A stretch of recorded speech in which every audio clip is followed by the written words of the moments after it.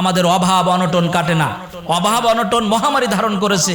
স্বামী স্ত্রী পুত্র মেয়ে সকলেই মিলে যদি আমরা চাকরি করি, ইনকাম করি, ব্যবসা বাণিজ্য করি, তারপরেও অভাব অনটন আমাদের সমাজ থেকে, সংসার থেকে, পরিবার থেকে এটা উচ্ছেদ হচ্ছে না, অভাব যাচ্ছে না, অভাব মোটে কাটছে না। মনের ভিতরে অশান্তি, এই অভাব থাকার কারণে আমাদের ছেলে মেয়েরা, আমাদের স্বামী স্ত্রীর ভিতরে, পরিবারের ভিতরে অশান্তি বিরাজ করছে।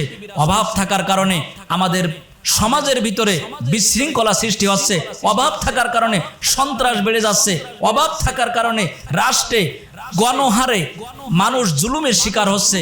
এই জন্য অভাব অনটন থেকে যদি মুক্তি পেতে হয়, তাহলে আল্লাহ তাআলার কাছে সর্বশ্রেষ্ঠ একটি দোয়া আছে।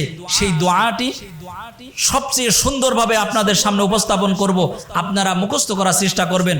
অভাব অনটন আর আপনার পরিবারে থাকবে না, স্বামী স্ত্রীর মাঝে থাকবে না, সন্তানাদির মাঝে থাকবে না, চাকরিতে থাকবে না, ব্যবসা বাণিজ্যে অভাব অনটন আর থাকবে না।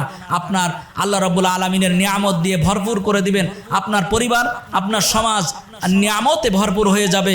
আপনার ব্যবসা বাণিজ্যে টাকা পয়সা উপার্জন এত বেশি হবে, আপনি রাখতেই জায়গা পাবেন না।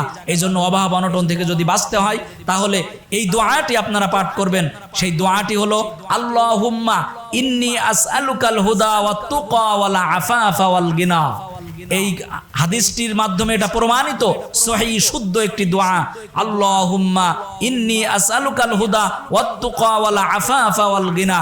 যদি আমরা এই দোয়াটি সর্ব অবস্থায় পাঠ করি, নামাজ, ফরজ নামাজের পরে যদি পাঠ করি, 5 ওয়াক্ত নামাজের পরে যদি পাঠ করি, হাঁটা চলাফেরা উঠা বসা সর্বক্ষেত্রে পাঠ করি, আমরা যখন ব্যবসা বাণিজ্য করি তখনও সেখানে বসে যদি পাঠ করি, চাকরি যারা করি চাকরিতে বসে অবসর সময়ে আমরা এই দোয়াটি পাঠ করব, তাহলে আমাদের চাকরিতে, ব্যবসা বাণিজ্যে, আয় উন্নতির ভিতরে, পরিবারের, সমাজে, রাষ্ট্রে কোথাও অভাব থাকবে না।